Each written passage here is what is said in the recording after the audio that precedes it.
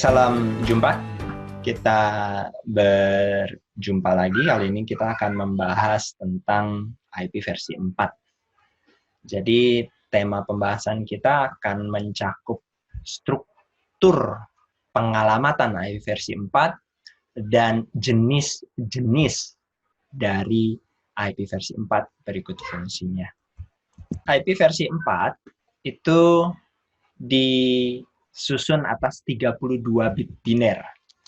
Fungsi utamanya adalah sebagai identifier unik untuk pengalamatan di layer 3. Jadi panjangnya 32 bit, identifier unik dalam jaringan.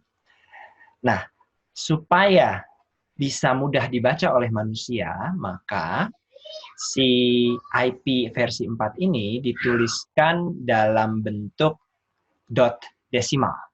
Format dot desimal yang sering kita lihat seperti ini, 192, 168, 10.10, itu sebenarnya adalah representasi dari nilai binernya. Perangkat elektronik, dalam hal ini kartu jaringan dan sistem operasi, akan menggunakan dan memahami nilai binernya yang seperti ini.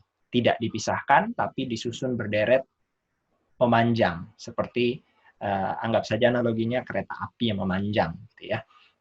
Nah, hanya untuk konsumsi manusia dituliskan dalam dot desimal. Setiap 8 bit dari angka binernya disebut dengan kelompok 8 oktet. Dikonversi menjadi sebuah nilai desimal. Jadi misalnya kita punya 32 bit alamat IP seperti ini, 110, 000, dan seterusnya sampai belakang. Maka dipisah menjadi 8 bit, ini panjangnya 8, panjangnya 8, 8, 8 ya. Lalu setiap 8 bit ini yang disebut dengan oktet, diubah menjadi nilai desimalnya. Pembahasan konversi desimal menjadi biner dan biner menjadi desimal tidak dibahas dalam tatap muka ini karena sudah dibahas di tatap muka yang lain atau dalam mata kuliah yang lain. Jadi di sini 192 adalah representasi desimal dari 11000000. 168 adalah representasi dari 10101000. 10 adalah representasi desimal dari 00001010, dan ini masih sama juga, 00001010 direpresentasikan sebagai 10. Alamat IP versi 4 memiliki dua bagian fungsi, yaitu bagian sebelah kiri disebut sebagai network portion. Selalu ada di sebelah kiri. Fungsinya adalah sebagai identifier dari alamat jaringannya. Bagian yang sebelah kanan disebut sebagai host portion. Ya. Host portion itu untuk identifier perangkatnya. Pada contoh berikut, misalnya digunakan sebuah contoh, dari alamat IP 192.168.10.1, identifier networknya adalah 3 oktet pertama, dan identifier hostnya adalah 1 oktet terakhir. Analogi yang bisa kita gunakan adalah seperti kalau kita sedang kuliah di sebuah ruangan, katakanlah ruangannya adalah ruangan di 443, gitu ya, unit 4, lantai 4, ruang 3. Nah, maka untuk identifier keseluruhan orang di dalam ruangan itu, kita hanya menggunakan kode 443-nya saja. Supaya nanti standar panjangnya menjadi 4430 misalnya. Sedangkan untuk identifier orang-orang yang ada di dalam ruangannya, itu dengan nomor urut misalnya 1, 2, 3, dan seterusnya. Jadi kalau kita mau menyebut orang yang misalnya memiliki nomor urut presensi 10 pada ruangan 443, ya menjadi 44310. Nah, itu contohnya kalau dalam analogi pengelompokan. IP versi 4 sama juga seperti itu. Jadi kalau kita melihat bagian kirinya network portion, ini adalah kode untuk pengelompokan jaringannya. Sedangkan host portion adalah kode untuk pengelompokan hostnya, individu hostnya. Tolong diingat selalu identifier ini di network portion ada di sebelah kiri dan selalu host portion ada di sebelah kanan. Selalu ya. Sedikit sejarah. Jadi IP versi 4 itu sudah dikembangkan dari tahun 1969. Di tahun 1969 itu karena baru awal sekali, maka standarnya hanya mengatur 8 bit pertama sebagai network portion. 24 bit sisanya host portion. Lalu direvisi tahun 1981 saat penggunaannya mulai banyak, kita tidak bisa memiliki hanya kombinasi 8 bit untuk network portion. Kita ubah menjadi arsitektur yang disebut dengan classful architecture. Di situ diperkenalkan istilah baru namanya network mask di tahun 1981. Pada classful architecture yang nanti akan kita bahas cukup detail nanti di beberapa slide berikutnya, itu kaku, membaginya menjadi 5 dan kaku. Dianggap masih kurang baik, direvisi lagi di tahun 1985, bahasa network mask diganti menjadi subnet mask. Jadi memang ini tidak salah ketik ya, yang satu istilah awalnya adalah network mask, sekarang ada subnet mask. Dengan subnet mask dimungkinkan network administrator melakukan pembagian dari sebuah kelas lagi. Dianggap masih kurang efektif, apalagi karena IP versi 4 sudah mulai langka dan diperkirakan akan habis pada saat itu, dan memang kenyataannya sudah habis saat di awal tahun 2000-an ya. Maka di tahun 1993 itu diubah lagi menjadi pendekatan classless interdomain routing, atau disebut juga dengan CIDR.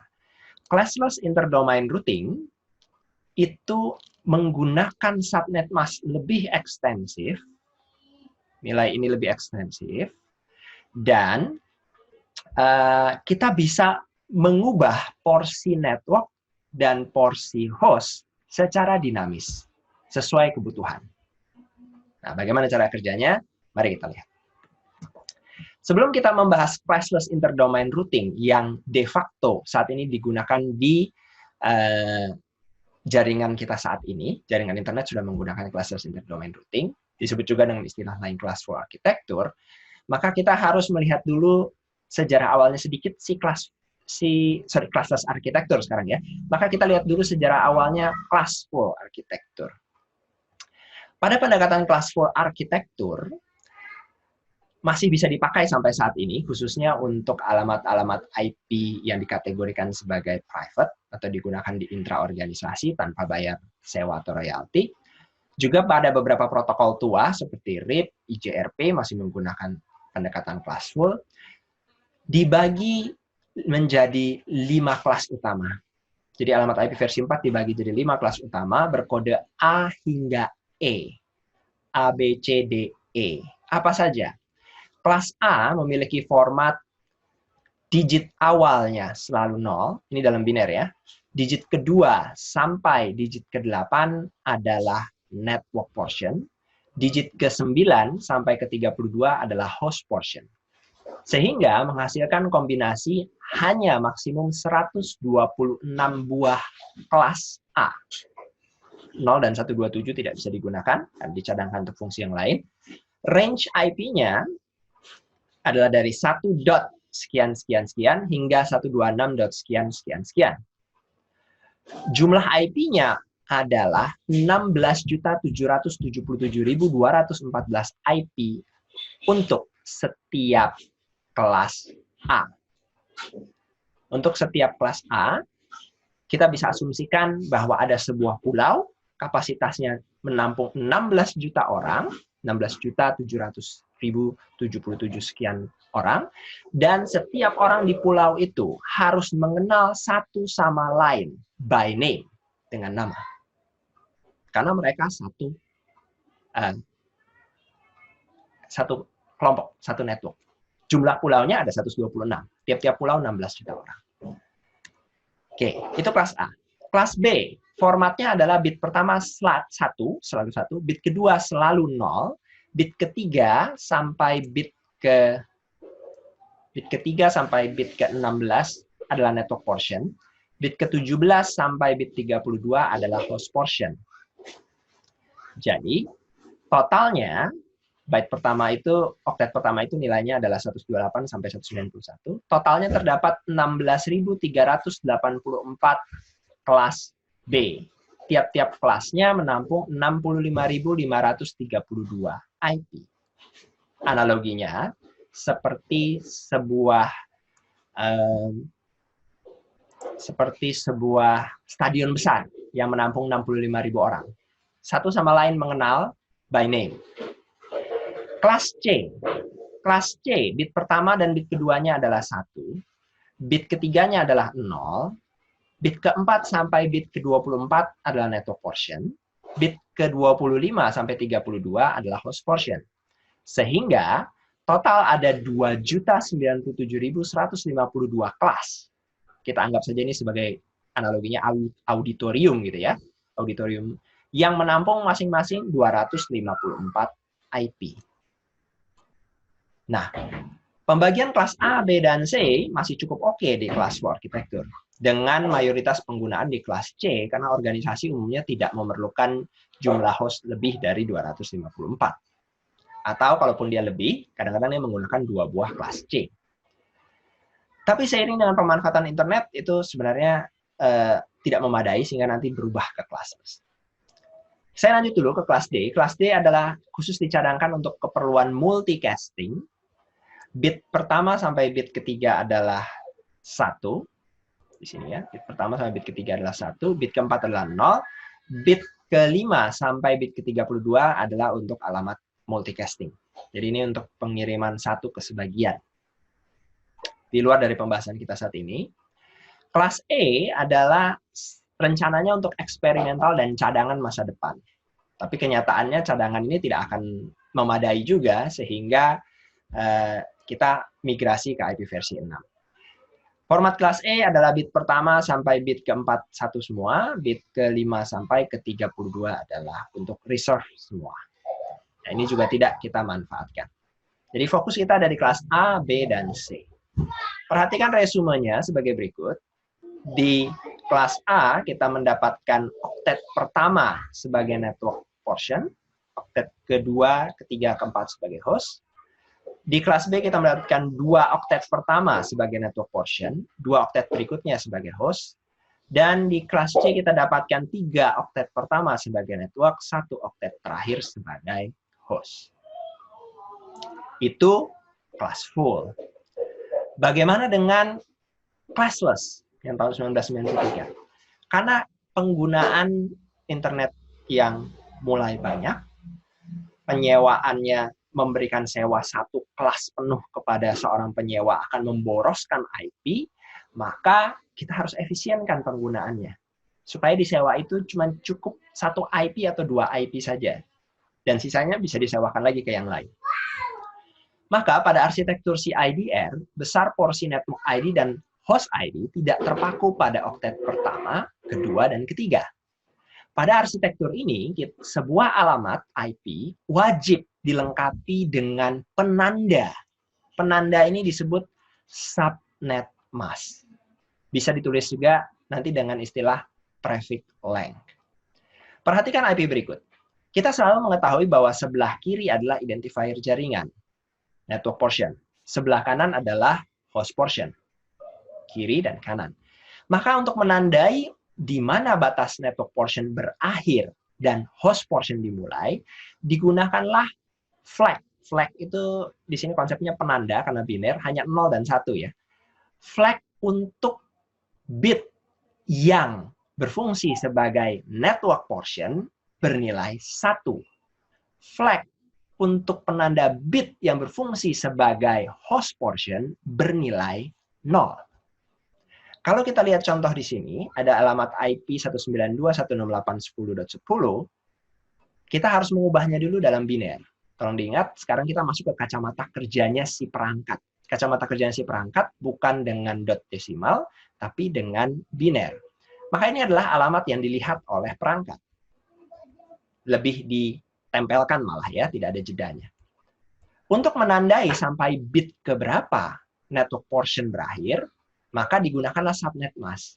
Jadi nilai subnet mask selalu diawali dengan untuk network portion-nya di sini ya. Jadi di sini angka 1, bit 1 di bit yang pertama, itu berarti bit pertama dari IP versi 4-nya juga network portion. 1 pada bit kedua di subnet mask, berarti bit kedua pada IP address-nya juga network portion. Jadi cara melihatnya harus dengan kesejajaran.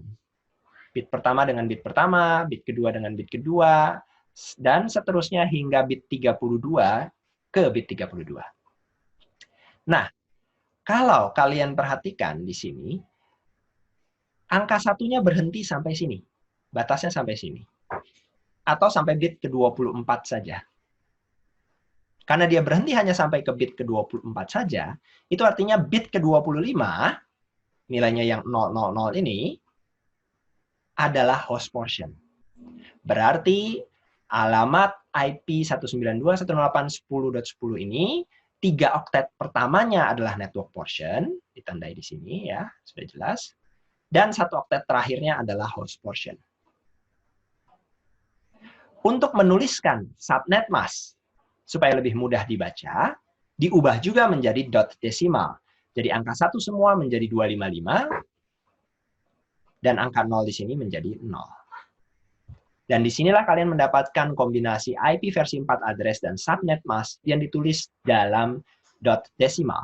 192, 168, 10, 10, subnet mask 255, 255, 255, 0. Itu ya. Apakah harus selalu di antara oktet? Jawabannya tidak. Apakah porsi network itu harus berhenti selalu berjeda di oktet? Tidak. Pada contoh yang kalian sedang lihat di layar, ini masih berhenti tepat di antara oktet 3 dan oktet 4. Alamat IP-nya sendiri sudah bukan masuk kategori kelas C. 172, 16817, ini sebenarnya bit oktet pertamanya 172, ini masuk dalam pembagian kelas full-nya kelas B. Kalau kelas B, harusnya hanya 2 oktet pertama yang menjadi network portion. 2 oktet berikutnya host portion. Pada kelas full. Pada classless, tidak demikian. Pada classless, dia selalu melihat subnet mask-nya. Subnet mask-nya dilihat di sini, oh ternyata angka satunya sampai bit ke-24, itu berarti meskipun alamat IP-nya dari sudut pandang kelas full adalah kelas B, kalau melihat dari sudut pandang kelas full, maka melihat dari subnet mask-nya sebenarnya dia memiliki nilai subnet mask kelas C. Atau subnet mask 255, 255, 255, 0. Ini sah. Ini boleh digunakan. Karena memang saat ini yang kita gunakan adalah classless, bukan class full. Ya. Contoh berikutnya, perhatikan di sini. Alamat IP-nya masih sama, 172.168.1.7, tetapi perhatikan, subnet mask-nya berhenti di bit ke-21. Di sini. Bit ke-22, 23, 24, hingga 32, ini nilainya 0. Itu berarti network portion-nya hanya sampai ke bit 21. Dan ini berarti alamat 172.168.1.7 ini memiliki subnet mask 255, 255, 248, 0. Karena saat menuliskannya ke dot desimal, tetap harus dibagi per 8, per oktet, dan per oktetnya lah yang diubah menjadi desimal. Jadi angka 248 ini sebenarnya adalah 1111.000 yang ini. Begitu. Ini sah juga. Dalam classless sah. Boleh saja. Jadi IP kelas B memiliki subnet mask yang bukan 255, 255, 00, melainkan kombinasi yang lain. Boleh saja. Nah, kembali lagi, ada sebuah istilah prefix length. Manusia memang pada dasarnya malas menulis panjang-panjang. Daripada menulis panjang-panjang 255.255.20.0, ada cara tidak yang lebih singkat. Maka dibuat lagi cara penulisan yang lebih singkat dengan notasi slash. Maksudnya adalah menuliskan panjang prefix length. Prefix length ini bahasa lain untuk mengistilahkan besarnya network portion. Jadi kalau kalian lihat, saya punya alamat IP tadi, alamat IP baru 172.806, ini dalam binernya, ini dalam dot desimalnya, dan subnet mask-nya adalah 255, 255, 00, maka daripada saya menuliskan 255, 255, 00, saya hanya mau menuliskan jumlah digit angka 1. Jadi jumlah angka satunya sebanyak 16, inilah yang dituliskan menjadi /16. Oleh karena itu, mungkin kalian sering melihat penulisan alamat IP, misalnya 172.806/16. Itu maksudnya sama dengan memberitahukan prefix length-nya sebanyak 16 digit. Panjang network portion-nya sebanyak 16 digit, atau nilai subnet mask-nya 255, 255, 00. Hal yang sama juga berlaku untuk penulisan-penulisan subnet mask dengan nilai yang lain. Misalnya 255, 255, 255, 0 ada 24 buah angka 1 menjadi penulisan prefix length /24. Atau alamat netmask 255, 255, 255, 224 saat dijabarkan dalam biner berisi 27 angka 1 sehingga dituliskan /27. Lalu 255, 128, 00 berisi 9 buah angka 1 binernya, maka ditulis /9. 255, 255, 192 berisi 18 angka 1 binernya, maka ditulis /18.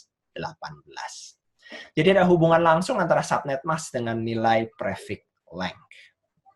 Sangat mudah untuk mengkonversinya subnet mask menjadi prefix length, cukup menghitung jumlah angka satunya.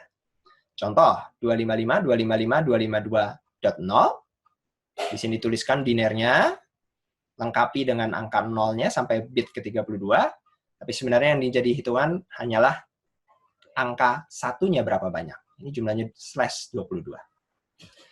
Kalau mengganti prefix length jadi subnet mask, prosesnya tinggal dibalik. Tuliskan angka satunya sebanyak nilai prefix length-nya. Misalnya, kalau ada nilai /17 seperti ini, tuliskan angka satunya sebanyak 17, lalu tambahkan angka 0 hingga totalnya berjumlah 32. Sesudah itu, kelompokkan menjadi oktet-oktet, ada 4 buah oktet, kelompok 8, dan tiap oktet diubah lagi menjadi nilai dot desimalnya. Jadi bisa dikonversi dengan mudah. Ini ada sedikit latihan yang kalau kalian mau bisa dikerjakan secara mandiri. Demikian ya pembahasan tentang struktur alamat IP versi 4.